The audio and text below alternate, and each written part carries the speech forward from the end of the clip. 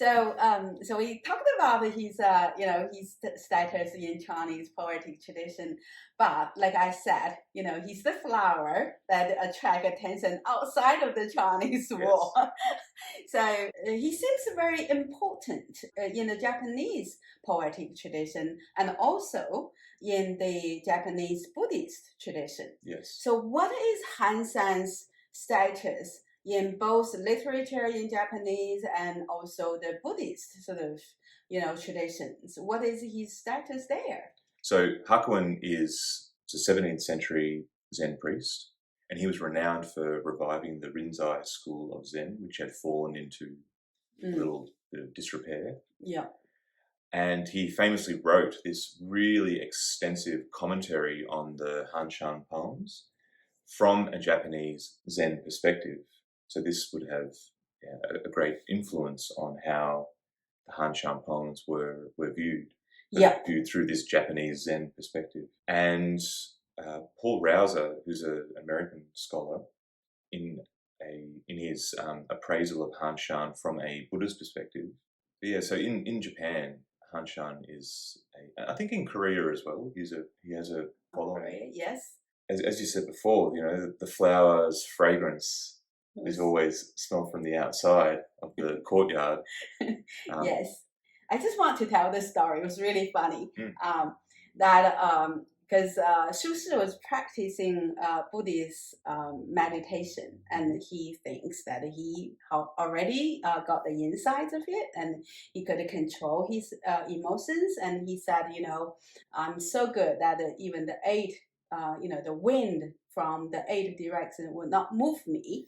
So he said read this poem. He sent it to his friend, the monk, and the friend was saying, this is just fart, and I sent it back. And Shu was so angry, so he jumped on the boat, crossed the river, went to see the Buddhist monk. And the Buddhist monk was like, he was laughing at Shu, and Shu said, "What are you laughing at?"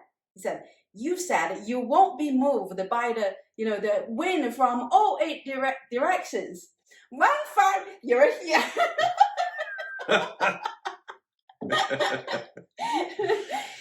So this, I think that's why the Buddhist poetry was so popular during the Shang Dynasty, and that's the time that even Han Shan was better known among the Chinese poets. Like Shu Shi actually read a couple of poems about Han Shan. Yes. So he's already quite popular in the Shang China, and that's the time when people actually start collecting his poem, and then it's probably in circulation, quite common.